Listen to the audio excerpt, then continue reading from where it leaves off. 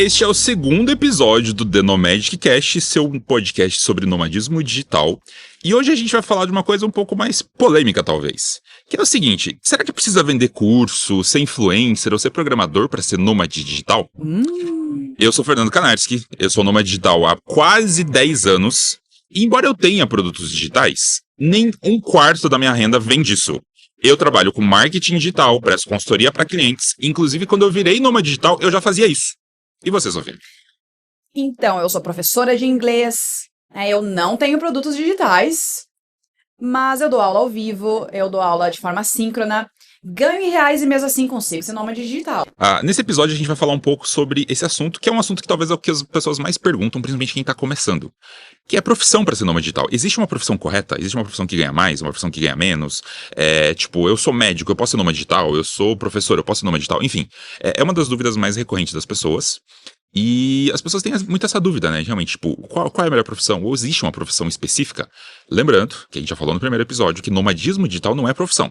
Nomadismo digital é um estilo de vida. O que vai fazer você manter estilo de vida é a profissão que você vai escolher. Seja ela 100% remota, ou seja ela parcial, ou seja ela que vai te dar renda em real, em dólar, seja lá qual for. Então a gente vai falar um pouco sobre essas questões de profissão, quais profissões a gente mais encontra, que profissões a gente acha que podem ser mais interessantes. A gente vai falar um pouquinho sobre a gente, inclusive até para vocês terem isso como referência. E antes da gente falar um pouco sobre essas profissões e tudo mais, eu queria até perguntar para a Sofia. A Sofia, como vocês sabem, é a pessoa mais bem relacionada desse podcast.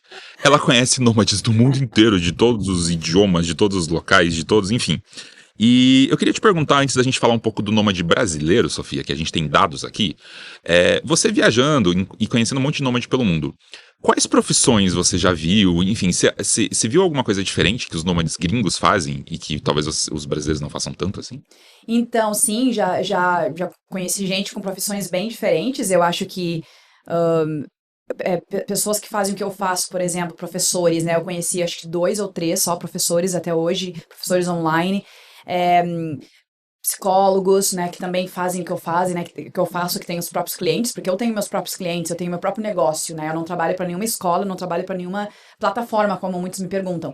E tem os psicólogos, que também têm seus próprios clientes. Eu conheci vários project managers, né, tanto do Brasil como do exterior também. Consultores, vários consultores de áreas diferentes, consultoria fiscal. Né? Enquanto a gente grava esse episódio, você pega um consultor aí. Exato, então tem várias profissões, tem algumas profissões inusitadas também, que eu conheci gente, né, os coaches, né, tem vários coaches por aí, coaches de relacionamento, inclusive, que eu conheci, mas eu conto essa história depois, tá? Mas sim, tem vários tipos de nômades com diferentes profissões, né, que é isso que a gente tá falando. Não tem uma específica, tu escolhe aquilo que tu sabe fazer. Exato. Tá. Pra gente começar esse papo, eu acho que é legal a gente comentar o seguinte. Até esse ano, até 2024, a gente não sabia quem eram os nômades digitais brasileiros de verdade. Então, assim, a gente tinha essa percepção. Tipo, a gente encontrava nômades, enfim, a gente conversava com alguns nômades, tinha influencer, tinha dev, enfim. Mas a gente não tinha essa noção. E a gente sempre trabalhou muito com dados de fora. Então, quando a gente olha lá pro Nomad List, olha para outras pesquisas que envolvem nômades gringos, e por isso que eu te perguntei, a maior parte dessas pesquisas fala que o nômade gringo, a maioria esmagadora, trabalha com desenvolvimento de software. Então, são os devs ou a galera que trabalha com TI. Ou a maior parte também é empreendedor digital. Então a gente fala aí startupeiro, pessoa que vende curso, startupeiro, pessoa que vende curso, pessoa que vende mentoria, pessoa que tem empresa, enfim, a gente tem bastante disso fora do Brasil. E sempre foi essa percepção. Então quando a gente pensa em nômade digital, a gente pensa assim, para ser nômade digital você tem que trabalhar com desenvolvimento. Ou você tem que abrir um negócio digital. Isso é uma percepção que a gente olha muito no mercado, e a gente tá numa cidade de nômades que é Chiang Mai, e aqui a gente vai ver que a gente tropeça muito nisso. Eu estive em Bali, e em Bali muitas das pessoas eram programadores ou eram empreendedores, tá? Mas assim, no Brasil a gente nunca soube disso, mas The Nomadic Club fez a pesquisa, e este ano a gente sabe quais são as principais profissões dos nômades brasileiros. E acho que isso é legal porque, assim, os números são diferentes do de fora. Enquanto a gente vê fora muito nômade sendo desenvolvedor, trabalhando com empreendedorismo digital, no Brasil, a maioria esmagadora, 25%, para vocês terem uma ideia, trabalha com marketing. Então a gente está falando aqui de marketing, marketing digital, redes sociais, enfim, toda essa parte de marketing. E talvez, eu que estou nessa área, né, e eu trabalho com marketing, né, eu percebo muito isso, sabe? Tipo, a gente brasileiro, a gente é muito criativo, a gente se desdobra muito fácil para trabalhar com isso. Então a gente tem muito brasileiro que trabalha com marketing digital, é marqueteiro digital. A segunda profissão que mais aparece na pesquisa, que com mais ou menos ali uns 15%, aí sim é a galera de TI. Então são os desenvolvedores, são a galera que é dev. Então a gente realmente tem bastante gente de TI, geralmente são os que ganham mais, a gente vai falar melhor disso depois, mas essa galera ela realmente tem mais liberdade justamente por poder trabalhar remoto. Geralmente são pessoas introvertidas, então elas não ligam muito dessa questão de comunidade, elas acabam se virando muito mais, enfim. E aí o terceiro, aí sim são os empreendedores. Então, enquanto lá na gringa, né, tipo, os estrangeiros, a maior parte é empreendedor digital, é empresário, startupeiro e tudo mais, no Brasil, a gente tá falando ali de mais ou menos uns 10% só dos nômades que realmente fazem isso. E aí vem as outras áreas. Então a gente vai falar um pouco sobre essas outras áreas inusitadas, mas aí a gente tem designer, a gente tem psicólogo. Uma coisa que eu acho até legal, assim, de brasileiro. Tem muito psicólogo no The Nomadic Club e tem muito psicólogo que eu já encontrei como nômade digital. Tipo, os psicólogos realmente adotaram o nomadismo digital, porque é uma coisa que você pode fazer remoto, né? E eu sei que por conta do sindicato faz pouco tempo que foi aberto isso, que ele pode trabalhar completamente remotamente, pode trabalhar completamente online. Então isso é interessante, assim, sabe? A gente também daí tem publicitários, a gente tem consultores, como você falou, mas é muito menos. A gente tem gente que trabalha com turismo, tem professores, tem editores de vídeo, pessoas que trabalham com venda, enfim, tem um monte de tipo de profissão, mas realmente o que se destaca são as pessoas que trabalham com marketing no Brasil. Seja a pessoa que faz anúncio, seja a pessoa que trabalha com redes sociais, Criador de conteúdo, onde que entra? Um criador de conteúdo, ele entra... Os influencers, talvez. Influencer, né? Ele acho que entra... Talvez as pessoas se declarem talvez um pouquinho como empreendedor, talvez, esse criador de conteúdo. Mas realmente, porque assim, a gente vai ver depois, no final, inclusive, que o criador de conteúdo, muitas vezes, ele entra como uma renda extra pro brasileiro. Então isso é uma coisa interessante. A maior parte dos brasileiros, ele tem uma profissão, e ele acaba sendo, o influencer acaba sendo tipo um bônus, uma renda extra que ele pode usar. E a gente vai ver que tem isso muito lá na renda extra, tá? Enfim, então a gente tem agora dados, e acho que isso é uma coisa interessante pra gente abrir esse nosso papo. Antes disso, antes de eu perguntar exatamente o que você faz, então, Sofia, outro dado curioso aqui. Agora a gente sabe exatamente qual é a renda dos nômades digitais também. Então, assim, nessa renda de nômades digitais, a gente percebe que a maior parte dos nômades digitais pertence à classe B2. Isso, B2. O que é a classe média? O que é a classe B2? Então a gente tem lá classe A, B, C, D e E. Classe B2 são as pessoas que ganham entre R$ 5.600 e R$ 14.000 mensalmente. Isso renda individual por família, ou seja, se você tem duas pessoas, cada uma delas ganharia mais ou menos isso, a somatória dividido por 2 daria mais ou menos esse valor aqui. Então a gente tá falando que a maior parte dos nômades pertence à classe B, mas não é a B1, que é a galera que ganha entre 14 e 28 mil. É a classe B2, que é um pouquinho mais abaixo, mas é classe média alta. A gente pode falar que é classe média alta. Tá bom. E uma curiosidade é que tem 11% dos nômades que pertencem à classe A, que pertencem à classe que ganha mais de R$ 28.000. Olhando para a pesquisa, e a gente olhando que tem muita gente de TI, provavelmente a maior parte da galera de TI tá nessa faixa aqui, que é a galera que ganha em dólar, é a galera que ganha bem, aí você vai transferir esse dinheiro pro Brasil, vai dar R$ 28.000. Provavelmente. Então, olhando para os dados mais específicos da pesquisa, era a galera de marketing, então deve ser gente que tem agência, presta consultoria de marketing, e o pessoal de TI. São as pessoas que ganham mais. Então, assim, a gente já tá quase respondendo aqui a pergunta: qual é a melhor profissão para ser nômade digital? Olhando para os dados de Brasil, olhando para a renda e olhando para as profissões, marketing digital e TI são as melhores. São as que provavelmente as pessoas ganham mais. Mas não necessariamente as pessoas estão mais felizes. Então, acho que isso também é uma coisa, um ponto que a gente precisa pensar no nomadismo digital. Você tem que estar feliz fazendo o que você gosta, né? Exatamente. Agora eu pensei numa questão também, a questão do TI, né? Quando tu trabalha com programação, coding, não sei bem, eu não entendo muito bem, gente. Tu consegue emprego em outros países. É a profissão mais fácil para então fica mais fácil. Então, essa renda de 28 mil pode ser tanto do Brasil quanto de outros países também, né? Que a gente tá falando de o quê? Menos de 5 mil dólares. Então, tipo, que é um salário normal pra alguém que trabalha fora. Então é interessante, porque eu acho que o marketing já fica um pouco mais difícil, mas nessa área da computação, desculpa, gente, eu não sei muitos termos, eu acho que fica mais fácil de conseguir uma renda maior trabalhando para outros países. Exato. Eu queria comentar E aí, isso. assim, mais uma informação só pra gente adicionar em tudo isso, é o seguinte. Quando a gente olha para os nômades digitais, os brasileiros principalmente, a gente tem uma coisa que é bem curiosa. Enquanto muitos influencers falam, tipo, largue seu trabalho e comece a virar nômade digital. Faça o meu curso aqui e vire nômade digital. Uma coisa curiosa sobre os nômades digitais brasileiros é que a maior parte dos nômades digitais brasileiros tem formação acadêmica.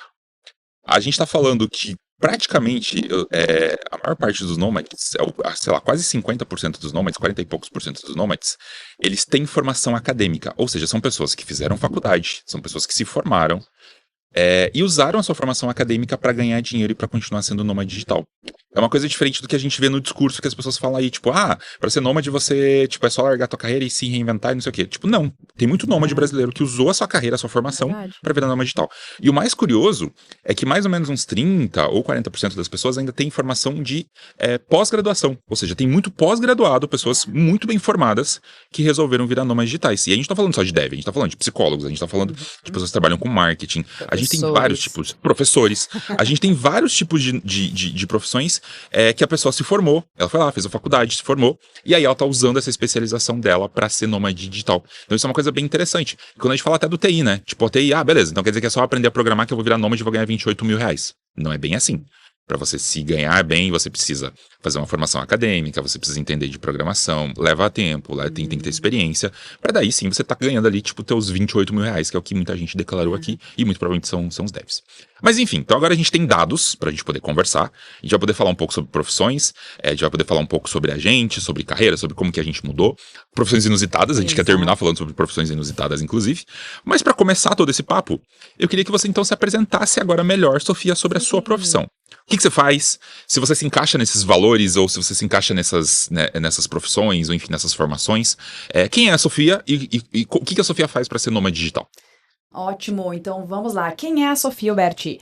Então, eu sou prof de inglês, né? Eu dou aula, eu trabalho com educação de inglês como segunda língua há mais de 15 anos já. Eu fiz faculdade de letras em inglês, eu fiz mestrado em linguística aplicada. E eu trabalho online, no formato online, há 8 anos, né? Desde que eu dei aula de inglês na Rússia. Então, eu terminei a faculdade e fui para a Rússia, dei aula de inglês numa escola de inglês, assim como os cursinhos do Brasil, né? Então, tive a minha primeira experiência dando aula de inglês para não brasileiros, né? Em que eu não podia usar o português como língua base. E foi muito legal. E aí, quando eu já voltei com alunos online. Então, já comecei a dar aula online quando as pessoas nem falavam em fazer aula de inglês online. Então, na cidade onde eu morava, eu era a única. Nunca conheci ninguém que dava aula online. Eu fui a primeira, digamos, a dar aula online muito antes da pandemia, né? E aí eu comecei a ver que era possível. Então, interessante, eu comecei a ter alguns alunos, mas aí eu fiz mestrado, eu trabalhava numa faculdade como professora, eu trabalhava em curso de idiomas como professora de inglês. Então, aos poucos, eu fui construindo esse meu negócio que eu nem sabia que um dia ia ser a minha escola virtual, digamos, né?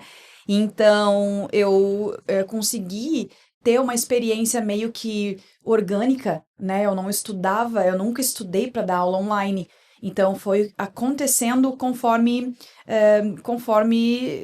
os clientes sabiam, né? Então, um aluno que se mudou, me contratava. Então, foi muito fácil essa transição. E aí, né, quando veio a pandemia, todo mundo começou a dar aula online, começou a surgir vários cursos. Eu fiz vários cursos online, inclusive. Eu percebi que eu fazia cursos online sobre dar aula online e eu já sabia tudo que falavam, porque eu já tinha aprendido. Que bom, né? Exatamente. Então, assim, a minha transição para o online, ela foi muito orgânica, ela foi muito natural e até que eu decidi viajar, né? Então, eu decidi viajar para o exterior. Primeiro eu queria fazer um doutorado, aí depois eu percebi que eu conseguiria sobreviver, digamos, né? Em vez de procurar um emprego numa escola de inglês em outro país, eu conseguiria sobreviver com os meus clientes.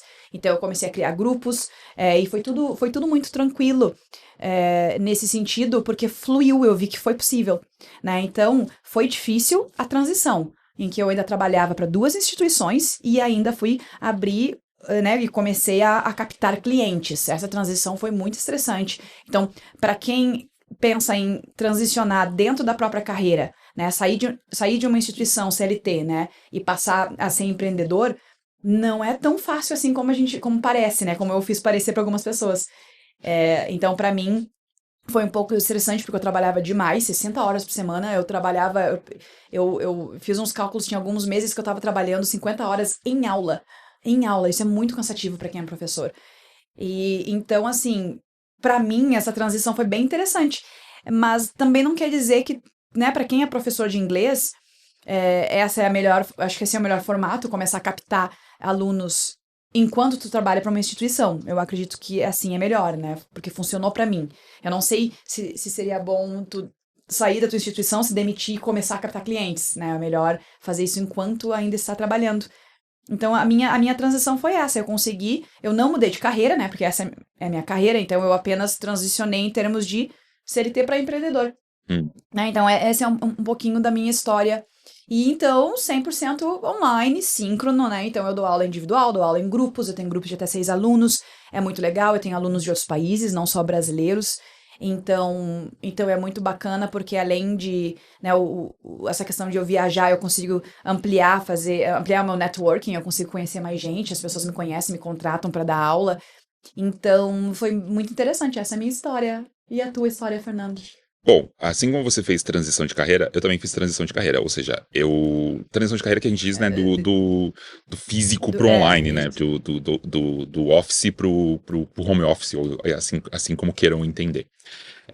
Eu trabalhava com marketing digital numa agência de publicidade. Então, assim, eu sou formado em programação, na verdade. Então, eu tinha tudo pra ser TI, pra tudo pra ser developer. Mas logo no primeiro ano de faculdade eu acabei entrando numa agência, comecei a trabalhar com marketing digital e acabei me apaixonando por marketing digital. Então eu digo que eu não sou marqueteiro digital por formação, mas eu sou por experiência. Então hoje eu tenho 16 anos de experiência, eu tenho mais experiência de marketing digital do que muito guruzinho de internet tem de idade, né? Mas isso me ajudou bastante a fazer a transição de carreira, porque assim, marketing digital é uma coisa que você pode fazer de qualquer lugar. Então eu trabalhava numa agência digital, cuidava das campanhas de Google, Facebook, enfim, tudo isso. E eu conseguia, tipo, fazer isso já meio que remotamente em alguns momentos da minha carreira na agência. E aí, quando eu resolvi sair, quando eu resolvi tirar meu sabático, voltar pro Brasil e tudo mais, eu resolvi, puxa, eu vou começar a trabalhar com a mesma coisa que eu gosto. Eu já dava um pouquinho de aula, eu já tinha alguns freelas, eu já trabalhava com isso. E eu pensei, puxa, eu vou começar a fazer isso de casa. Vou começar a fazer isso dentro do home office, de casa. Se der certo, beleza, eu continuo viajando de vez em quando. E a coisa deu tão certo que no primeiro ano eu já estava ganhando 3, 4 vezes mais do que eu ganhava na agência. E assim, eu continuei fazendo exatamente a mesma coisa que eu fazia na agência. A diferença é que daí eu fiz pra mim. Na verdade, pra mim que eu digo, tipo, prestando consultoria pra outros clientes, mas eu não dependia de uma agência, de uma estrutura, porque a agência era minha, sabe? Então, isso foi uma coisa muito boa, porque ali eu percebi que eu gostava do que eu fazia, eu só não gostava da rotina de ter que trabalhar 10, 12 horas por dia. Que é o que pega pra muita gente, né? Você tem que trabalhar, tipo, por muitas horas, e tem que trabalhar pra outras pessoas, né? Tipo, às vezes você tem que se sacrificar pra empresa faturar bem e no final das contas você receber só aquele valor que você já ia receber, enfim, tipo, aquela coisa que a gente sabe que é ruim. Exatamente. Então, no meu caso, foi uma transição. Hoje, eu trabalho, então, como marketing digital. E, assim, embora eu trabalhe como consultor para muitas empresas, eu tenho várias outras fontes de renda. Então, assim, isso confunde muito as pessoas que me olham, por exemplo, no Instagram. Então, assim, a minha fonte principal de renda é marketing digital. Eu presto consultoria para clientes, eu tenho uma carteira de clientes no Brasil, inclusive, eu ganho 100% em real. Até por questões burocráticas, para mim, acaba sendo mais fácil. Mas, tirando isso, eu acabo tendo um pezinho como influenciador digital, porque, enfim, eu tenho algum canal no YouTube, enfim, eu ganho alguma rendinha ali fazendo isso, no Instagram e no YouTube. Eu também tenho infoprodutos, então eu tenho curso, eu tenho a comunidade, que é o Denomedic, então isso acaba me trazendo um pouquinho mais de renda, mas eu posso falar que a minha renda principal ainda é o marketing digital, é essa consultoria, é o trabalho que eu faço para os clientes, é o que me traz mais dinheiro, é o que eu consigo fazer com mais facilidade e que eu acabo não sofrendo tanto para conseguir grana, tá? Então, é a minha fonte de renda e tá muito alinhado com a pesquisa, né? Então, na pesquisa a gente olha que a maior parte dos nômades brasileiros trabalham com isso. E realmente, dentro do meu networking, tem muita gente que trabalha com marketing digital, com Google, que é o que eu faço. Muita gente vem me procurar, inclusive, pensando no nomadismo digital. Tipo, eu quero fazer teu curso de ads para ter uma renda extra, para daí lá na frente eu virar nômade digital. Então, eu percebo que tem esse movimento também. Mas acho que o legal da gente falar aqui é que não necessariamente você precisa se reinventar para ser nômade. A gente conhece nômades de várias áreas, de vários estilos. Então, obviamente, que a não ser que você seja um atendente de balcão que não vai ter como se tornar nômade, talvez você precise se reinventar, ou a não ser que você seja um médico que opera, por exemplo, que aí não tem como fazer isso remotamente ainda, né? Porque a gente sabe que já tem caminhos para fazer isso. Talvez sim você precise reinventar, mas muitas das pessoas, muitos dos nômades brasileiros, a gente vê que não são pessoas que se reinventaram, são pessoas que simplesmente adaptaram o seu trabalho para o remoto. São empresários ou são pessoas que trabalham com TI ou com marketing digital que trabalhavam num home office e que simplesmente descobriram que trabalhando no home office ela também pode trabalhar ao redor do mundo, ela pode sair viajar e tudo mais. Então acho que isso é uma coisa interessante da gente saber. Eu tô nessa onda de pessoas que só mudaram de lugar de trabalho, que continuaram trabalhando com a mesma coisa, e acho que é uma coisa bem comum, assim, tá? A pesquisa mostra isso, sabe? Mostra que muita gente não teve que se reinventar, não teve que mudar para ser nômade digital. Mas falando sobre isso, como que foi a tua mudança quando você virou nômade? Você sentiu dificuldade em termos de burocracia, em termos de, puxa, agora eu não trabalho mais CLT, agora eu vou empreender. Então, tipo, a gente sabe que tem alguns bônus e tem alguns ônus, né? Sim. Mas como que foi essa mudança? Acho que até pra contar pras pessoas, né? Como é que foi essa mudança? Foi fácil, foi difícil? Você trabalhou mais, trabalhou menos? Você sente falta de alguma coisa do CLT? Enfim, se você puder compartilhar um pouquinho. Claro, eu vou contar um pouquinho, até porque se tiver algum ouvinte que é professor de idiomas, né? Não vou falar só professor de inglês, mas de idiomas, e tem interesse em abrir a sua própria empresa e dar aula online, de repente pode se inspirar um pouquinho no que eu fiz, né? E para quem já fez isso, até se quiser compartilhar com a gente, manda para mim mensagem, porque eu gostaria de me conectar mais com outros professores que são nômades. Então, o que eu fiz, basicamente, eu comentei antes que a minha transição não foi tão fácil como parece, eu precisei abrir a minha própria empresa. Enquanto isso, eu dava aula para alguns alunos, eu tinha cerca de 10 alunos meus enquanto eu trabalhava para outras instituições, porque eu sabia, né, que eu ia fazer essa transição. Foi cansativo porque eu era e sou a minha própria secretária. Eu, naquela época, ainda quando eu comecei, eu era a minha contadora, hoje eu já tenho contador. Eu sou a minha criadora de conteúdo, a minha marqueteira, né? Eu crio os meus cardzinhos, eu tenho um perfil profissional no Instagram, eu gerencio meu perfil, eu preciso fazer as vendas, o comercial. Então eu sou tudo, eu faço tudo. E isso é muito cansativo, Nando, é muito cansativo. Eu não sei como é que é na tua área, mas para mim, que eu preciso captar clientes constantemente. Não constantemente, né? Porque quando eu fecho a minha agenda em março pro semestre, ela já tá fechada, ela lota. Então, né, eu tenho os grupos, eu tenho aulas em grupo e aula individual também. Então, as pessoas começam a me procurar em abril, em maio, junho, e eu não tenho vaga. Então, eu não trabalho com marketing e com divulgação entre março e junho, né? E depois no segundo semestre também, porque eu dou cursos semestrais. Então, essa é uma questão, aí eu consigo relaxar. Mas todos os períodos de matrícula, de organização de horários, que é o que eu estou fazendo agora, e então abrir as matrículas e captação de alunos, todo esse período é um período bem cansativo quando tem a tua própria empresa. Então, essa transição, para quem trabalha CLT, que não tem que se preocupar com nada, eu ia pro cursinho de inglês, chegava lá, a secretária me dizia, teve um cancelamento, tudo bem, eu não tinha que lidar com nada, não tinha que lidar com remarcação, eu dava minha aula, tinha o livro didático que a escola mesmo escolhia, então eu não precisava nem justificar a escolha, né, eu adaptava as aulas conforme toda a nossa orientação pedagógica, e então voltava para casa, sem tarefa, né? Eu tinha que corrigir provas, quando tinha prova eu corrigia na escola mesmo. Então, na escola de idiomas, né? Nunca dei aula em escola normal. E então, ou na faculdade era a mesma coisa. Então, o que eu quero explicar é que, assim, transicionar e abrir a sua própria companhia, tu vai ter que se dedicar muito mais. Tu vai ter que, às vezes, tu não vai dormir, tu vai ficar preocupado, tu vai trabalhar 12, 13 horas. Mas ao mesmo tempo tem dias que tu vai trabalhar 6 horas, tu vai dar 6 horas de aula porque tu já planejou tudo num dia só e tu vai ficar tranquilo. Tem dias que eu vou dar 8 horas de aula, mais 3 horas de planejamento e ainda falar com os alunos. Então, assim, vai muito do perfil de quem gosta disso, né? Se tu gosta da parte administrativa, vai se dar muito bem. Então, eu gostei, eu gosto, né? Eu fico cansada em certos momentos do ano, mas normalmente funciona muito bem. Então, e aí, claro, aí sempre separar, né? Então, são várias atividades, eu não sei como é que é contigo, Fernanda, até eu queria saber, mas na minha carreira como professora, tu tem que separar vários horários semanalmente, tu tem que ter horário para responder, só que tu não vai responder num dia, tu tem que responder durante a semana inteira, conforme as pessoas vão chegando. Eu tenho meu horário de planejamento, vários horários, né? Não é só um horário. Então, para cada aula, 30 minutos para cada aula de 1 hora, é de 15 a 30 minutos de planejamento. Então, tem toda essa questão de administração de tempo, de rotina. E é isso, e tá funcionando. Então, e engraçado que tudo isso que você falou, na verdade, é a vida do empreendedor. Então, se a gente for pensar no empreendedor no Brasil, é exatamente isso. Ele vai ter que lidar com a questão burocrática, ele vai ter que escalar. Então, muitas vezes, ele vai ter que começar a fazer as coisas por conta. E depois, talvez ele consiga ter uma equipe, depois ele consiga fazer isso.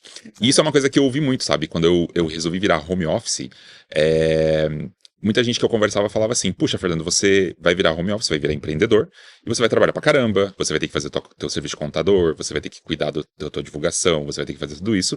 E assim, nada mais é realmente do que alguém que quer virar empreender. Que se você quer empreender no Brasil, você vai ter que fazer isso. Você vai ter que É a passar mesma por essa coisa. fase, a não ser que você já comece com um aporte grande, que consiga muito dinheiro pra você já ter uma equipe, pra você fazer É. tudo isso, mas que não é o caso da maior parte das pessoas. Então assim, uma coisa importante só que a gente precisa deixar claro, é que pra você virar nômade, você não necessariamente vai precisar empreender. Então a gente É. aqui, nós dois, a gente definiu que a gente ia empreender. Então hoje a gente tem empresa, a gente tem toda essa parte burocrática para cuidar e tudo mais. Porém, todavia, tem muito nômade que é empregado. Então assim, tem sim como você ser um CLT trabalhando home office, seja para empresas brasileiras, seja para empresas americanas, ou empresas gringas, enfim, empresas europeias.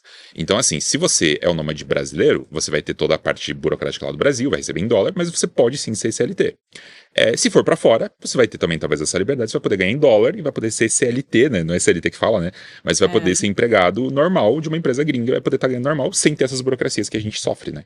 E agora eu me lembrei também uma pergunta que as pessoas fazem pra mim, tanto brasileiros como não brasileiros, eu até me impressiono quando os brasileiros me perguntam, que é, mas tu paga imposto? Uhum. E eu, claro, né, eu tenho uma companhia no Brasil, né, mas claro, é uma dúvida genuína, né, eu tenho uma companhia no Brasil, mesmo que eu tenha clientes em outros países, né, aí né, o dinheiro entra, então eu preciso pagar imposto, eu pago imposto no Brasil, porque eu tenho uma companhia no Brasil, os meus alunos estão lá, então por mais que eu não esteja gastando no Brasil, eu ainda tenho que pagar imposto, a gente tem que pagar imposto em algum lugar, né? Sofro todo mês que eu tenho que pagar imposto, É, é um imposto que inclusive eu nem tô usando, né? Porque nem no Brasil eu estou, né? exatamente. Mas, infelizmente, uma coisa que a gente tem que É, saber é que todo nômade precisa pagar imposto em algum exatamente. lugar. Beleza, tipo, eu não vou pagar imposto no Brasil, eu vou abrir uma empresa em outro lugar. Beleza, por mais que você abra uma empresa em outro lugar, você vai ter que pagar imposto em algum lugar. Então, isso é uma coisa importante de sempre saber, tá? A gente definiu o Brasil, mas dependendo se você tiver, você vai ter sempre uma sede fiscal em algum lugar. Exatamente. Inclusive, tem uma outra questão. Quando eu tava na Bulgária eu fiquei um mês e meio em Bansko, que é uma cidade que é tipo um resort. Mas uma vez por ano tem o The Nomad Fest, né? Acho que esqueci o nome, Nomad Fest, que é um festival, um dos maiores festivais, né? Um dos que existem por aí, mas é um dos maiores festivais para nômades digitais no mundo, em que cerca de 800, 900 nômades digitais se encontram por uma semana para conversar sobre nomadismo digital. E eu fui em várias palestras, em algumas palestras, não vou dizer várias, sobre empreendedorismo. Então, pessoas de vários países falando sobre abrir empresas. E aí eu descobri, conversando com outras pessoas também, várias pessoas, eu descobri que a Bulgária é um dos melhores países na Europa para abrir empresa. Então, o americano vai. Exatamente, americano vai para a Bulgária, pessoas de outros países na Europa vão para a Bulgária, porque o imposto é mínimo, eu acho que é o menor imposto para empresas na Europa, né? Porque se todo mundo vai para lá. Então é muito interessante. Tem pessoas na Bulgária que trabalham com assessoria para abrir empresa na Bulgária. Eu conheci um cara da Bélgica, um outro, um cara da Bélgica que trabalha lá, que abriu empresa, então ele precisava ser residente por 6 meses, comprovar residência. Tô aqui, gente, porque ela tá pegando um belga, tá? Não sei se eu posso falar isso, mas é por isso. Esse outro eu não peguei, tá? É um amigo. E ele tava seis meses na Bulgária, ou ia ficar 6 meses, porque ele precisa comprovar residência.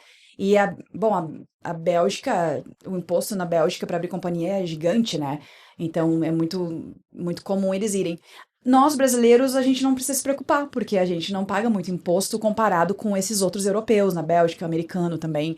Então a gente tem essa vantagem. Sabe que muita gente me pergunta assim, Fernando, por que você não abre uma offshore? Por que você não muda de país e tal? Por que você paga imposto no Brasil ainda? E a minha resposta é bem simples, tá? No Brasil, eu ainda pago muito pouco imposto. Como prestador de serviço, se a gente for considerar o quanto de imposto a minha empresa paga, tipo, eu não tô entrando aqui no caso de tipo, quanto imposto a gente paga em produto, né? A gente sabe que o produto é caro no Brasil, que tem muito imposto sobre os produtos, a gente paga, tipo, é um dos iPhones mais caros do mundo, o nosso custo de vida ele é caro, enfim, eu não vou entrar nesse assunto, tá? Mas do ponto de vista de empresário, prestador de serviço, que é o meu caso, e prestador de serviço individual, que eu não tenho funcionários, então eu não tenho tanta taxa, tanta burocracia para pagar. No meu caso, eu pago uma média de uns 6%. Eu tô pagando um pouco mais agora porque meu faturamento aumentou. aumentou. Mas eu pago ali em torno de uns 7 a 8% de imposto todo mês. Uhum. Que é mais ou menos o que eu pagaria em vários paraísos fiscais. Então, assim, se eu for fazer uma conta, faz sentido ainda eu ter uma empresa no Brasil, até porque todos os meus clientes são brasileiros. Então, no meu caso, faz sentido ter empresa no Brasil, pagar imposto no Brasil, e se for ver, eu não pago tanto imposto no Brasil. Porque no Brasil, às vezes, você paga muito imposto se você viver no Brasil. Mas como eu não vivo no Brasil e minha empresa só fatura e manda o dinheiro pra fora, pra mim ainda faz muito sentido fazer isso, tá? E é por isso que ainda não cogitei, por exemplo, abrir uma empresa no paraíso fiscal, tipo uma Dubai, na Geórgia, enfim, tem vários lugares que são interessantes você abrir como, por ser paraíso fiscal, e é completamente legal, antes que as pessoas perguntem, né? As pessoas têm esse preconceito. É completamente legal fazer isso. Mas no meu caso ainda faz sentido manter a empresa no Brasil. Então, isso é uma questão de burocracia que é bem interessante a gente considerar, sabe? E assim, uma coisa importante que é legal a gente deixar claro aqui. Então, quando a gente fala de nomadismo digital, você pode ouvir muito por aí, ou você pode ter dado a entender da gente falando aqui, que necessariamente você tem que empreender, então. Tipo, eu tenho que sair do meu emprego, tenho que empreender, eu tenho que abrir uma empresa, um paraíso fiscal ou no Brasil para poder ganhar dinheiro para ser nômade digital. Não. Tipo, esses são os nossos casos, são pessoas que a gente encontrou que no geral, fazem isso. Mas não necessariamente, porque também a gente conhece muita gente que é assalariado. E tá tudo bem. O importante é você ganhar dinheiro trabalhando remoto. E até uma dica pra quem quer, às vezes, ser nômade digital e não quer, tipo, eu não quero empreender, eu não quero fazer toda essa burocracia de empreender. Legal, você pode achar vagas remotas. Hoje em dia tem muita vaga, principalmente no exterior, que já oferece a vaga sendo remoto. A vaga, tipo, não importa onde você tá, não importa onde você vai executar o trabalho, o importante é você executar o trabalho. Consequentemente, você pode ser nômade digital, sim. Óbvio que por você trabalhar assalariado para uma empresa, você precisa cumprir com algumas regras. Então, tem empresa que vai exigir que você esteja em determinados horários online, ou que você esteja fisicamente uma vez por mês, ou uma vez por ano em algum lugar. Então, assim, tem algumas regrinhas que você precisa cuidar. A gente, como empreendedor, a gente tem mais liberdade na teoria.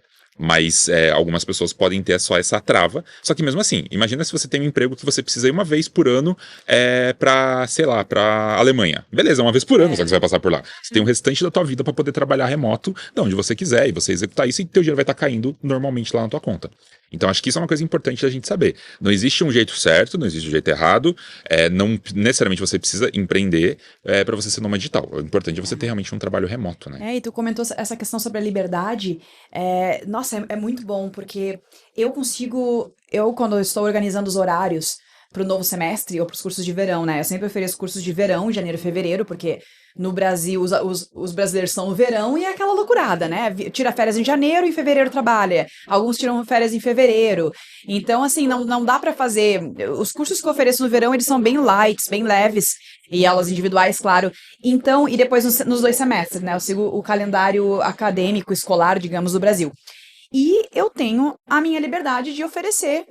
Agora que eu tô na Ásia, eu só ofereço aulas de manhã. Uhum. Só abro vagas para cursos de manhã, né? E tá tudo bem, os meus alunos já sabem, quando as pessoas me procuram, pessoas novas, né? Eu digo, eu só de manhã, tô 10 horas na frente do Brasil. Então eu tenho essa liberdade de conseguir alterar quando eu quiser. Ano que vem eu ainda vou estar aqui, vou oferecer só de manhã. Quando eu voltar para a Europa ou quando eu voltar para o Brasil, ficar um tempo no Brasil, por exemplo, aí eu já ofereço de tarde. Então eu consigo, eu encerro as minhas aulas às 6 da manhã, porque sim, eu tenho alunos que estudam às 6 da manhã no Brasil, parabéns para eles. Eu não conseguiria, então quando eu for para o Brasil eu não dou aula às 6 da manhã. Desculpa se tem algum aluno escutando, vocês não sabem. Eu tenho cliente que me manda mensagem 5 horas da manhã no Brasil.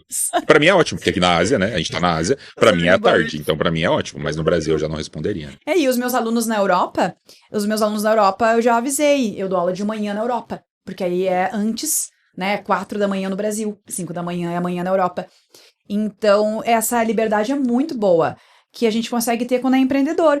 E então dá para se adaptar no fuso. Nem todo empreendedor vai fazer o que eu faço, né? Então eu conheço profissionais que trabalham para o Brasil, que são também profissionais liberais, né? Que não têm nenhum vínculo e preferem escolher continuar com o horário do cliente, né, Nando? Até eu queria te perguntar se tu faz isso. Então, tem pessoas, né, psicólogos, por exemplo, que eu conheço, que mantêm o horário do cliente, então trabalham às 4 da manhã aqui na Tailândia, né? Eu não trabalho o horário do cliente, eu faço o meu horário e os clientes se adaptam. Isso eu acho loucura. A gente conhece nômades que realmente que fazem isso, que trabalham, sei lá, 5 da manhã, 3 da manhã, alguma coisa assim. Eu realmente não consigo. Inclusive, foi uma coisa que me estressou muito quando eu estava na Nova Zelândia. Porque Nova Zelândia, a gente tá falando de 15 horas pra frente do Brasil. Então, era um fuso horário bem complicado pra mim. Porque parte do meu trabalho é fazer consultoria, que são reuniões. Então eu faço reunião com os clientes. Eu preciso sentar na frente do computador, conversar com os clientes toda semana, enfim, trocar ideias sobre isso.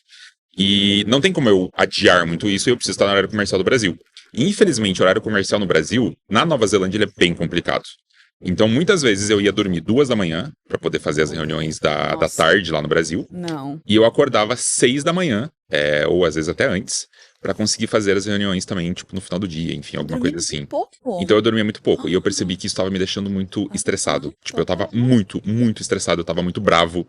Porque eu conseguia dormir pouco. E acho que baixa cortisol, essas coisas, enfim. Então eu tava começando a ter picos de estresse muito altos. E eu não conseguia dormir durante o dia, então pra mim foi bem, Sim. bem complicado. Vir para Chiang Mai aqui na Tailândia foi muito bom, porque aqui a gente tá a 10 horas do Brasil. É. Então pra mim é ótimo, porque eu trabalho até a noite. Sim, eu trabalho até meia-noite, só que beleza, eu tenho as manhãs livres, a gente tá gravando aqui, por exemplo, durante uma manhã. Muito Então bom. é muito tranquilo, porque enquanto as pessoas estão dormindo no Brasil, a gente pode aproveitar um pouco a cidade e a região. Mas até falando sobre fuso, então assim, existem profissões que são melhores e profissões que são um pouco mais complicadas por essa questão de fuso, de mudança cultural, de mudança de viagem, de conexão de internet e tudo mais. Então acho que seria legal a gente comentar com as pessoas aqui. Então a gente citou duas áreas. Eu trabalho com marketing digital, você é professora. Nos nossos dois casos, a gente tem que falar ao vivo com as pessoas no Brasil. Isso. Então eu tenho reuniões, por causa das minhas mentorias, das minhas consultorias, eu preciso falar ao vivo com os meus clientes, então eu tenho que fazer uma certa adaptação para isso. Você tem os alunos, que necessariamente você vai ter que falar ao vivo também. Então a gente tem essa questão. Mas existem outras profissões que talvez não precise, outras que precisem mais, enfim. Então eu queria que a gente comentasse algumas profissões que a gente lembra aqui, até para as pessoas que estão ouvindo, elas entenderem se o que elas fazem, ou se o que elas gostam dá para ser nômade digital, tipo, dá para fazer como nômade digital, enfim, se dá para se adaptar ou não, talvez vai ter que se reinventar. Então vamos tentar lembrar aqui algumas profissões que a gente conhece. Bom, então, marketing digital a gente já falou.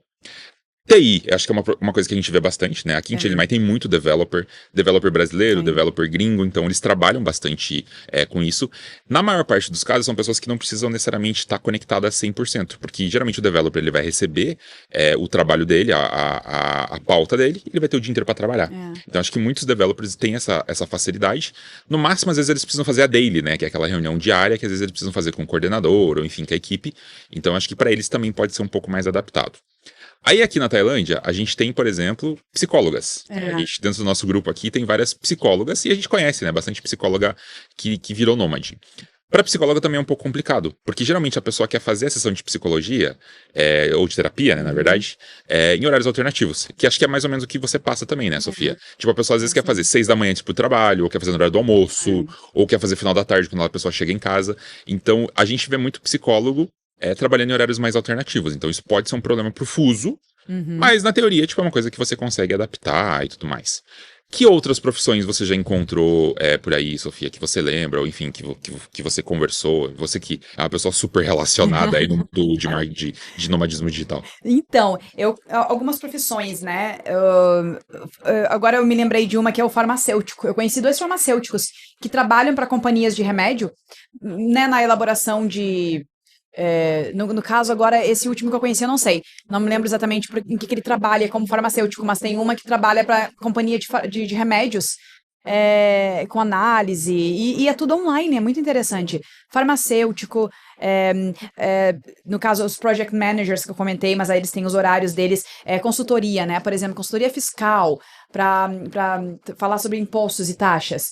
E aí tu coloca os horários, porque consultoria, tu escolhe os seus horários e melhor ainda do que eu faço, ou psicólogos não tem continuidade, então às vezes tem um follow-up, né, uma consultoria, 1 hora, 2 horas com follow-up ali, ou uma consultoria mensal, e aí tu coloca os horários que tu que tu quer, no país que tu tá, e eles escolhem, os clientes escolhem os horários, então é muito interessante. Então tu pode trabalhar no horário que tu quer. Tu pode trabalhar de madrugada, se tu for uma night owl, né, se tu for uma night owl, se tu for uma pessoa que trabalha de noite, tu pode trabalhar no domingo e tirar segunda-feira de folga.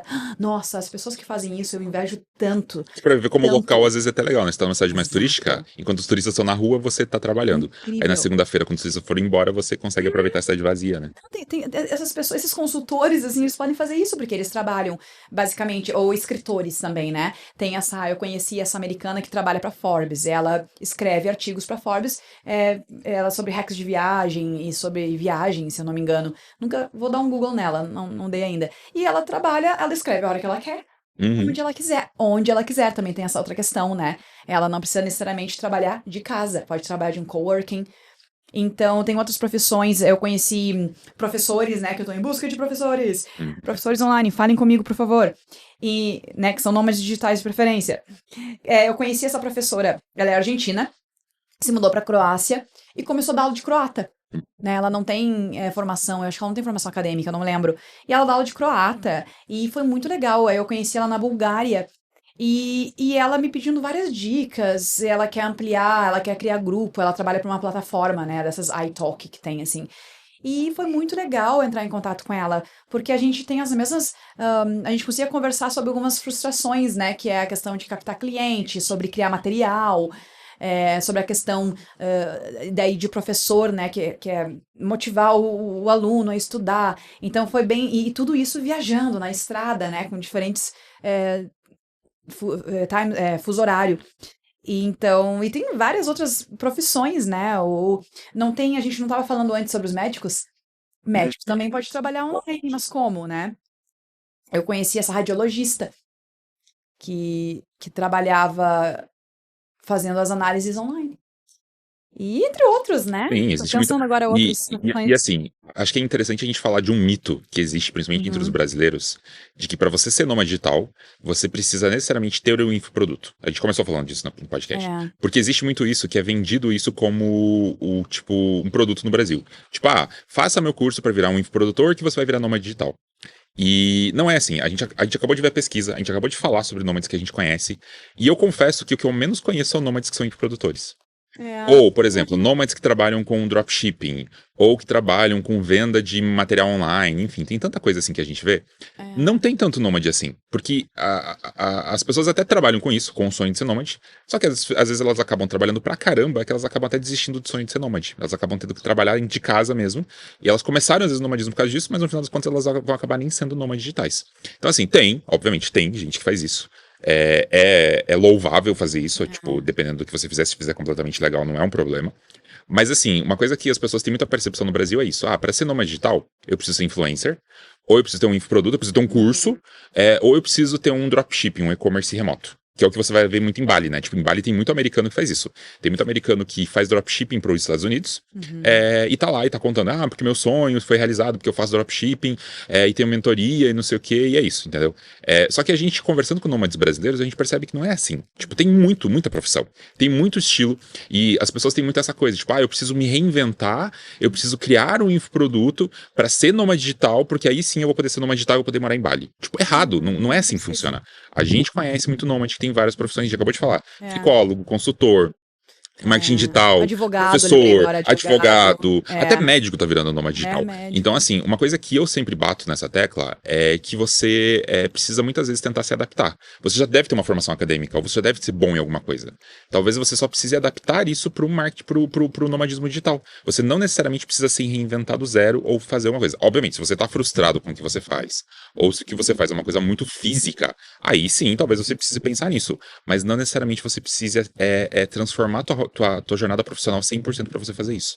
E uma coisa que eu sempre falo também, pra galera que tá começando principalmente, e foi uma coisa que a gente fez, quer queira que não a gente fez, é você fazer teste. Você tentar se adaptar. Então você tinha perguntado se, como professor, é melhor você largar tudo e virar um professor digital, ou você ir aos pouquinhos conseguindo seus alunos e depois você largar a tua profissão, por exemplo, como professor. Eu sou muito a favor de fazer essa segunda opção. Então assim, você é professor de idiomas. Legal, então você tem uma carreira fixa, você tem uma carreira CLT que você tem que trabalhar, beleza. Só que você deve ter algumas horas vagas. Por que não tentar começar a construir uma carteira de alunos? Quando você começar a ter essa carteira de alunos suficiente, você pode falar assim, puxa, agora eu posso talvez virar nômade digital. Porque eu já tenho minha carteira, eu já consigo talvez ganhar mais do que eu já ganhava lá como CLT, beleza, eu vou chutar o balde. Foi mais ou menos isso que eu fiz, tá? Se a gente for pensar, eu só virei nômade digital porque assim, quando eu era assalariado, eu já tinha meus clientes de freela. Então eu trabalhava com o Google numa agência, mas ao mesmo tempo eu tinha 2, 3 clientezinhos que eu já fazia, já dava aula sobre isso e tudo mais. Quando eu virei nômade, eu simplesmente chutei a empresa que eu trabalhava, E eu continuei trabalhando com o que eu já fazia, que eu já tinha clientes, eu já era professor, eu já tinha um monte de coisa. Então, isso acabou fazendo com que a transição fosse muito mais fácil pra mim. Que foi mais ou menos o que você fez, né? Você trabalhava numa empresa, começou a criar a tua carteira de cliente. Quando você resolveu ser 100%, você já tinha, sabe? Porque, assim, a gente precisa ser um pouco responsável também. Uhum. Então, assim, eu não posso chegar pra alguém e falar assim, larga tudo, pega aí um ano sabático, larga tudo, que daqui a um ano você vai estar ganhando milhões e vai estar sendo nômade digital. A gente não pode ser inocente de falar que isso vai dar certo pra todo mundo. Assim, óbvio que a gente tem pessoas fora da curva que vão conseguir fazer isso, mas nem todo mundo consegue fazer isso. Então, assim, eu sou muito a favor de adapte-se. Pega o que você já sabe fazer, tenta transformar isso numa profissão remota, tenta entender se é isso que você gosta. Se você tá frustrado, daí talvez sim, vai buscar uma alternativa. Mas também não chuta o balde 100%, porque a gente já viu também muita gente na estrada aqui, chutou o balde 100%, se frustrou, e isso pode ser um problema, porque o tombo pode ser muito grande também, né? Exatamente. Agora, tu falou isso e eu me dei conta de uma coisa. Além da gente ser quase gêmeos, Verdade. a gente é quase gêmeos e a gente transicionou da mesma forma, olha que interessante. Exatamente. Agora só falta agora eu criar os meus produtos digitais, né? Aí, ó, já faz o seu curso aí, ó, aqui já... Quem sabe? Agora eu crio. E é interessante, a gente foi conversando, olha que legal, né? Eu conheço tanta gente, a gente foi conversando e eu fui pensando em várias outras profissões. Tem o vendedor de passagens aéreas, né? O guia turístico. Esqueci. Guia turístico mesmo. O agente de viagem, agente de turismo. Tem o telemarketing, vendas, né? Vendas. Tem o telemarketing. Eu lembrei, conheci um brasileiro, um querido, que saudade dele, na Albânia. Uhum. E ele trabalhava com alguma coisa assim, com telemarketing, eu acho. Eu não me lembro direito, mas acho que era alguma coisa com vendas, né? E ele não era um nômade, mas ele parou na Albânia porque ele gostou do país e ficou.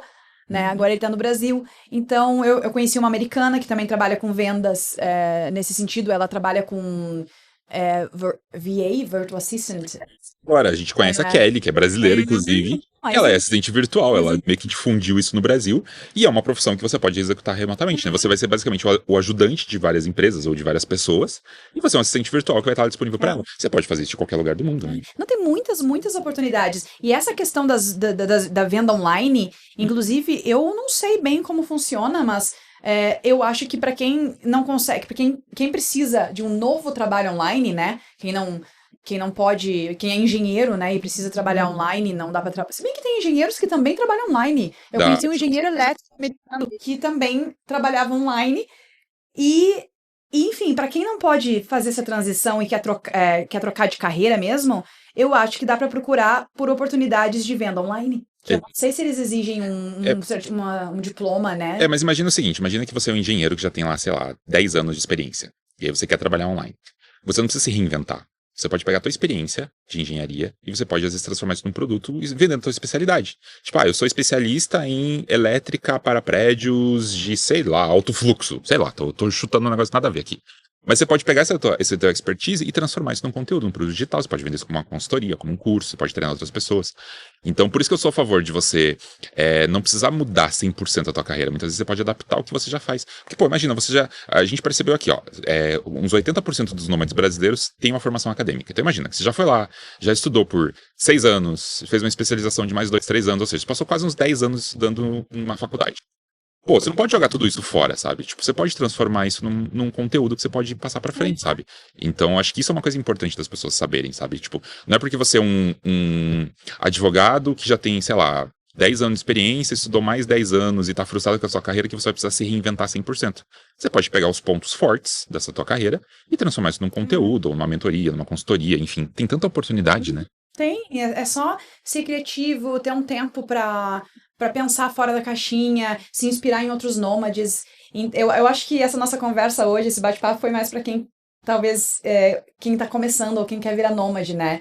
Eu acho que é mais interessante, porque é possível, só tem que investigar, tem que ler, procurar vídeo, ler artigos sobre isso. Exato. E tem as profissões inusitadas também. Mas antes disso, tem um mito importante que a gente já tá falando disso de mitos e de coisas bizarras que as pessoas pensam sobre o nomadismo, que é o seguinte. Precisa ganhar em dólar para ser nômade digital? Porque acho que muita gente tem essa coisa, essa pira. Eu vou ter que fazer um produto que vai ter que vender nos Estados Unidos para eu ganhar em dólar para poder ser nômade digital, porque todo mundo que é nômade digital faz assim. Não. né? Acho que a nossa resposta é bem clara, é não. Outra coisa que as pessoas pensam, eu vou ter que trabalhar salariado para empresas americanas para poder ganhar em dólar, para poder ser nômade digital. É melhor? Com certeza é melhor você ganhar em dólar. Mas é obrigatório? Definitivamente não. Acho que isso é um mito muito importante que a gente vê e que a gente que tá aqui que ganha em real, a gente sabe que sim é possível. Óbvio que talvez seja um pouco mais complicado, tipo, talvez não dê pra ir pra tantos países tão mais caros, porque como a gente ganha no Brasil, às vezes não consegue pagar isso. Mas sim, dá pra ser nômade digital, pelo menos dá pra começar a ser nômade digital ganhando em dólar, em real, certo? Uhum. Sim, sim, certamente. Essa questão é mais a questão da moeda, né? No caso, o nosso real, infelizmente, não é tão forte, né? Então, e tá fraco agora esse ano, e então a gente acaba precisando cuidar mais do país que a gente vai morar. Então, se a gente precisa fazer a conversão todo mês, né? O meu salário entra todos os meses, tá sempre entrando, né, durante o mês inteiro. Porque Tá rica, ela tá rica, hein, não, gente? mas Ela porque tá... tem o pessoal que não paga dentro ali né? Do dia 10 de cada mês, né? Alô, Né? alunos! Então tá sempre entrando. Então eu não consigo eu não consigo converter o real pro euro ou pra moeda que eu tô uma vez por mês, né? Porque eu não tenho meu salário todo até o dia 10, então eu preciso fazer mais de uma vez por mês. E do jeito que tá, às vezes o euro tá 6,10, às vezes tá 6,40. Então, esse é um risco que a gente tem, né? A gente tem que ter uma organização financeira muito boa para quando a gente converte o real para essas outras moedas. E a gente tem aquela premissa sempre básica do nomadismo digital, que você precisa ganhar numa moeda e gastar, de preferência, numa moeda mais fraca. Então, quando a gente tá falando disso, tipo, beleza, eu ganho em real. Mas eu posso ir para América do Sul, que boa parte dos países ainda é mais barato que o Brasil, ou eu posso vir para Sudeste Asiático, então Tailândia, Camboja, Vietnã, são países mais baratos. Na África tem muitos países que são mais baratos, então assim, você consegue. Talvez você não consiga ser nômade digital no Japão por um ano, mas você vai conseguir ser nômade digital em Chiang Mai, você vai conseguir ser nômade digital no Vietnã, enfim, tem vários lugares que você consegue. Então, assim, para quem tá pensando em ser nômade, não se apegue a esses mitos, sabe? Tipo, eu tenho que ter uma profissão em inglês, eu tenho que ganhar em dólar, eu tenho que trabalhar eu tenho que ser influenciador digital, eu tenho que lançar Não, tipo, a gente conhece muito nômade que tem diversas histórias, diversas profissões, ganham de diversas formas. Acho que o importante é a gente se achar enfim, tá fazendo o que a gente gosta. E a gente falou no episódio passado, né, sobre o slow travel. Se você consegue ainda fazer essa coisa do slow travel, você vai economizar dinheiro. Então você vai acabar podendo ganhar menos e gastar menos, né? Inclusive, nós teremos convidados ao longo dessa temporada e cada episódio que nós tivermos um convidado, a gente vai fazer o máximo de perguntas e tentar extrair o máximo de informações sobre as experiências de cada um. Então, fiquem de olho nos próximos episódios, porque agora a gente está falando da gente, sobre a nossa perspectiva, a nossa experiência. Mas a partir a partir do próximo episódio, a gente já vai ter outras perspectivas também. A gente pode perguntar melhor sobre isso também, né? Porque pra vocês não confiarem 100% na gente, né? Será que a gente sabe do que a gente tá falando? Exatamente. Mas assim, já que a gente já tá indo mais pra finaleira desse nosso episódio sobre profissões, é um assunto complexo, acho que a gente vai trazer, inclusive, pessoas de diversas profissões, né, pra gente poder discutir. Isso. Mas pra gente deixar um pouquinho mais descontraído esse final, Sofia, que profissões inusitadas você já encontrou? Eu vou começar porque, assim, eu não conheci tanta, mas eu vou dar um exemplo que eu encontrei aqui em Chiang Mai, inclusive, que eu achei bem curioso. Eu estava num café esses dias, e eu olhei pro lado, tinha uma pessoa no iPad, com uma tomografia aberta, olhando pra tomografia, olhando pro corte ali da tomografia e escrevendo um relatório. Então, eu pressupus que provavelmente era um médico trabalhando remotamente, olhando para a tomografia e fazendo aí o laudo, né? Fazendo o laudo completamente online de um café de Chiang Mai, na Tailândia. Inclusive, eu já discuti com um amigo meu médico que trabalha com radiologia e ele falou que sim, é possível, porque boa parte dos projetos ele já faz de casa. Ele recebe o exame, ele vai analisar o exame e vai fazer o laudo. Então, ele consegue já fazer isso remotamente. E a gente sabe que a área de medicina está avançando para operação robótica e todas essas coisas. Então, assim, é uma área que a gente acha que é quase impossível ser nômade, e, na verdade, já tem nômade. Eu presenciei aqui, eu vi um cara trabalhando com isso. E eu queria perguntar para você, acho que você que conhece muito mais gente, conhece muito mais nômade gringo, que coisas mais inusitadas você já achou por aí como nômade, gente ganhando dinheiro viajando? Muitas, muitas. Agora tu falou e me lembrei da minha amiga da África do Sul.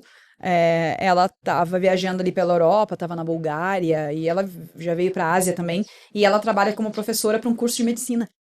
Então, ela trabalha como professora para uma instituição de ensino superior, né? Não é nem eu que trabalho assim como, né, um tipo de... no meu caso, é um conteúdo disciplinar diferente, né? Que não precisa ser exatamente cumprir um currículo como um acadêmico. Muito, muito legal. E então, nossa, gente, se eu conto pra vocês tudo que eu já vi por aí. Tá, uma bem legal. A coach de relacionamentos. Coach de relacionamentos. Olha só. Ela trabalha com isso online.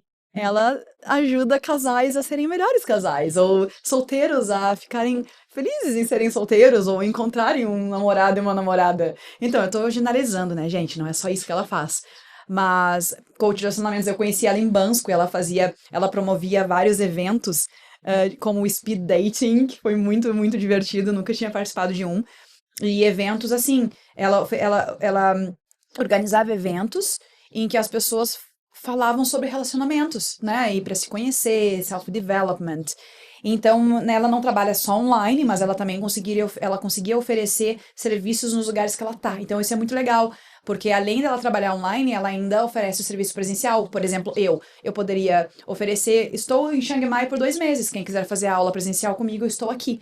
E acho que isso tem até a ver com aquilo que a gente falou no episódio passado do slow travel, das pessoas que ficam, então, pulando em algumas cidades específicas. Porque se você fica, tipo, em 3 cidades específicas ao longo do ano, você pode até lançar coisas presenciais. Você pode ser um nômade digital oferecendo serviços offline. Porque você vai se comunicar, vai se conectar a essa comunidade de nômades, você vai estar sempre oferecendo para os nômades um serviço offline, por exemplo. Sei lá, tô pensando agora aqui, um cara que dá aula de tênis.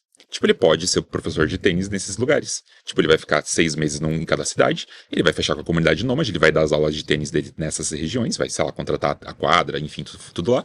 E sim, ele pode ser nômade digital. Tipo, é o nômade digital que tá trabalhando com offline, mas é nômade digital, né? Tá aproveitando a comunidade. Olha, interessante, eu nunca conheci alguém, assim, professor de esportes, por exemplo, mas Mas é super viável, né? É tipo, essa pessoa vai estar muito alinhada com aquilo que a gente falou no episódio. Vai precisar fazer o slow travel e ficar mais tempo nos lugares. Mas é possível, né? É possível, e agora eu me lembrei da astróloga. Nossa, tem uma astróloga brasileira que eu amo, que eu sigo ela no Instagram, que eu amo o conteúdo dela. E eu acho que ela fica longo tempo na Tailândia, eu acho, na Indonésia. Ela fica por aqui. E eu adoro o conteúdo dela, ela é muito engraçada.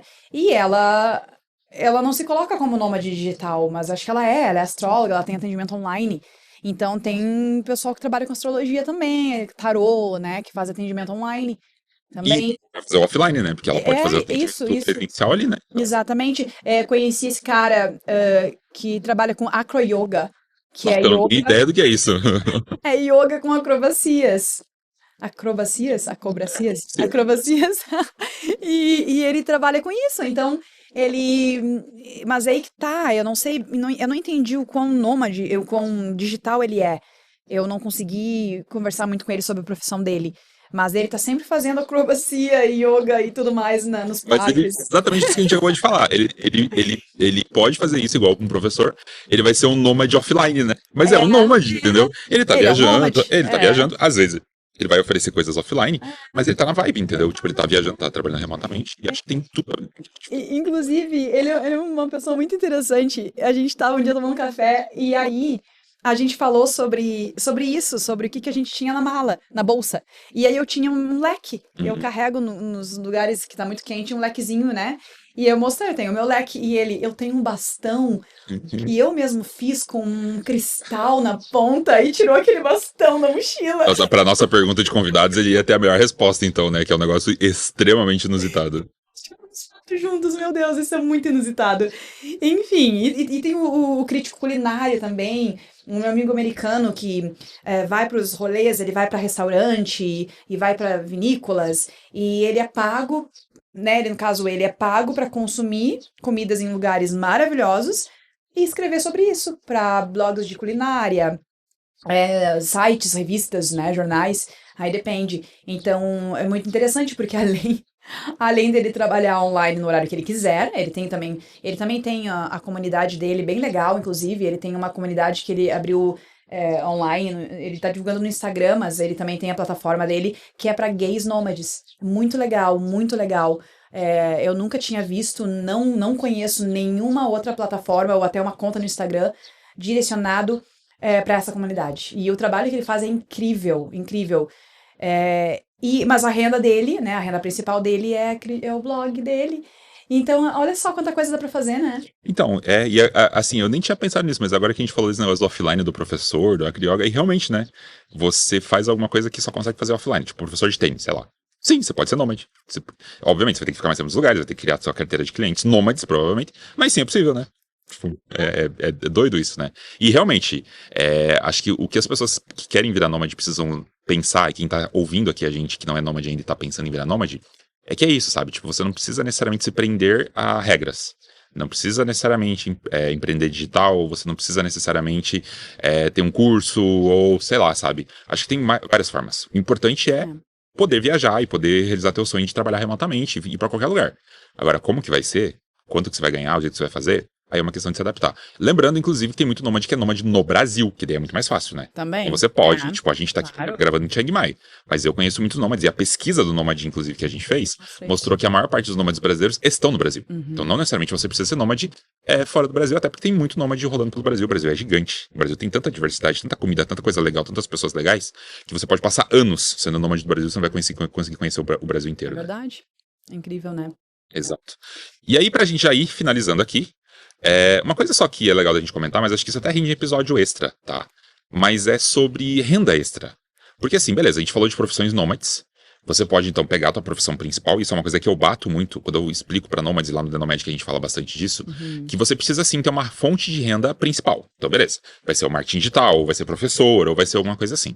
Mas você também pode ter rendas extras, você pode ter formas de renda extra para você conseguir um dinheirinho a mais. Consegue dar uns exemplos pra gente? Então, a própria pesquisa que a gente fez, ela traz muita coisa. Então, assim, a renda extra mais declarada pelos nômades brasileiros é investimento. Então, assim, muitos nômades brasileiros têm investimento financeiro. Cerca de 30%, um pouquinho mais, uns 32%, falam que tem algum tipo de investimento financeiro. E a gente fala que investimento financeiro é renda extra pelo seguinte: tem vários investimentos que você pode colocar teu dinheiro e todo mês ele vai pagar um dividendo, ou ele vai pagar um aluguel, ou ele vai pagar alguma coisa assim. Então, sim, é uma forma de você conseguir ter um dinheiro extra. Até, por exemplo, se você é nômade digital e você vendeu seu apartamento, por exemplo, no Brasil, você pode botar esse dinheiro no investimento, por exemplo. Então, isso pode ser uma opção interessante. Aí, 30% dos nômades falaram que trabalham com vendas. Então, provavelmente é quem vende algum tipo de curso, vende algum tipo de infoproduto. Então, assim, os nômades já estão ligadinhos. Porque os afiliados. E o afiliados é o terceiro. A gente tem aqui também, com mais ou menos 30% também tem gente que é afiliado. E aí, quando a gente fala de afiliado aqui, às vezes pode ser um afiliado tipo eu. Tipo, eu sou mais um afiliado influencer, ou seja, eu tenho meu canal no Instagram, eu falo de algumas marcas que meio que me patrocinam e eu ganho dinheiro sobre isso. Então não é aquela coisa tipo, me associei a um produto, que eu vou fazer uma página, que eu vou ter que colocar anúncio pra ser um afiliado. Não, tipo, existe esse tipo de afiliado, mas no meu caso, eu só sou um afiliado que eu falo bem dos produtos que eu uso e, consequentemente, eu ganho uma porcentagem sobre isso. Aí depois disso vem produto, tem sociedade de empresa. Então, isso é uma coisa muito de gringo, tá? É você ser sócio de uma empresa enquanto você é nômade digital. Então, existe uma empresa, existe lá a equipe, mas você que às vezes é parte do conselho, você é nômade digital e você tá cuidando da empresa. Existe daí sim os influenciadores digitais, mais ou menos ali uns 10% ganham dinheiro sendo influenciador digital. Nesse caso é meio que eu me envolvo. Aí tem mentoria, voluntariado, YouTube, aluguel do seu próprio imóvel. Então, por exemplo, mais ou menos uns 7%, uns 6, 7% falam que ganham dinheiro com o aluguel do seu imóvel no Brasil. Ou seja, você pode pegar teu imóvel, aluga no Brasil, pega esse dinheiro e você pode pagar o aluguel em outros países. Então essa é uma forma de você investir, de ter uma renda extra. Enfim, tem um monte de formas de renda extra. A gente falou aqui bastante de profissões primárias, então, ou seja, a gente falou da tua fonte principal de renda, a tua renda mais importante. Mas nada impede que você tenha realmente fontes extras. E uma curiosidade, às vezes essas rendas extras, elas podem se tornar tua renda principal. Então, é por isso que eu falo que às vezes é legal de fazer teste. Às vezes você começa lá, tipo, eu trabalho com marketing digital, tenho meus clientes. Mas, poxa, por que não tentar fazer um infoproduto? Aí você vai começar, se esse produto ele vai trazer pouquinho de dinheiro, é tua renda extra. Mas com o passar do tempo ele pode se tornar tua renda principal. E às vezes você pode parar de trabalhar para os clientes e ter só teu produto, ou ter só mentorias, ou trabalhar com ser sócio de uma empresa. Enfim, tem tanta oportunidade, sabe? Tem tanta coisa que eu acho que pode ser uma coisa para se avaliar realmente, sabe? Eu queria falar sobre isso em outro momento, porque eu sou eu sou um exemplo da nômade que precisa ter uma renda extra. Então, e eu preciso ter ideias, eu preciso ter motivação. Vamos bater esse papo em outro momento. Aguardem os próximos episódios. Exatamente. Para finalizar o episódio, Fernando, quero te fazer uma pergunta. Meu Deus, lá vem ela. Antes eu comentei sobre o cara, né, do Acro Yoga, que tem um bastão com um cristal mágico. Não é mágico, mas eu tô brincando. Que ele carrega. E o que tu carrega? Conta mais coisas pra gente. O que tu tem de coisa inusitada na tua mala, Nando? Prometido nessa temporada, eu tenho que contar cada uma das coisas inusitadas que eu tenho. E eu nem contei a mais. No último episódio eu tenho uma coisa bizarríssima que eu vou contar. Mas é só no último episódio. Essa é a coisa mais bizarra da história. Mas enfim. Uma coisa inusitada que eu carrego, que é uma coisa que pesa, inclusive, pesa meio quilo, e não deveria estar na minha mala, é um moedor. Eu tenho um moedor de café, porque eu amo café. Eu tenho um moedor de café. Pra quem tem curiosidade, é o Timor C3 Pro, que é um moedor muito foda, é um dos melhores moedores do mercado, só que ele pesa quase 1.000 quilos. Só que assim, como eu gosto de comprar café, como eu gosto de tomar café fresquinho, moído na hora, pra mim é muito importante carregar esse moedor de café. Então eu tenho a balança, que eu já falei na passada, que também é da Timor, que é dessa marca que é muito boa. Prioridades, né, gente? Prioridades, exatamente. E aí sim, uma curiosidade interessante, a gente tá em Chiang Mai, no norte da Tailândia. Aqui é um dos grandes produtores de café da Tailândia. Então eu tô tomando café 100% local, fresquinho, e que eu, inclusive, vou moer na hora pra poder tomar. Então essa é uma curiosidade de Chiang Mai, tá? A gente tá perto das montanhas aqui, e essas montanhas são muito boas pra produzir café. O café daqui é muito bom, inclusive, tá? Legal, eu não tinha pensado nisso ainda. Eu tô tomando café, eu acho que eu compro café africano aqui. Eu gosto muito. Quem não gosta? São os melhores cafés. Exato. Etiópia, enfim, é muito bom café, exato. Bacana, que legal. Então, gente, terminando o nosso episódio, e eu gostaria de fazer o convite, né, pra quem tá ouvindo, pra nossa audiência aqui, que é mandar um áudio pra gente contando algum perrengue nômade. Manda pra gente pro Instagram do The Nomadic Club, com até 1 minutinho, conta o maior perrengue, é engraçado, é triste, não interessa, se quer dividir com a gente, conta. A gente vai escolher os melhores e comentar no último episódio dessa temporada. Se você quiser saber todos os canais da gente, tá na descrição aqui do episódio, mas o podcast ele tá hospedado no thenomadic.club/podcast, então se você quiser ver todos os episódios, quiser comentar, quiser mandar seu conteúdo lá. Se você quiser também mandar algum comentário, alguma reclamação, alguma dúvida, mande pro podcast @thenomadic.club, pode ser texto, pode ser áudio. Se for um áudio curtinho, a gente pode até colocar aqui nos episódios. Se for texto, a gente vai ler, com certeza, e vai tentar te responder, vai tentar responder aqui nos episódios. E lembre que a gente tem, então, nosso Instagram, a gente, enfim, tem todo esse conteúdo aí disponível para vocês. E a trilha sonora, assim como todos os episódios, é feita pelo nosso amigo Felipe Ortega. Então fiquem aí com um pedacinho, inclusive, da nossa trilha sonora antes da gente se despedir. Aê, legal. Obrigada, Felipe. Então, gente, aguardem que o próximo episódio vai sair semana que vem e até lá. Até mais.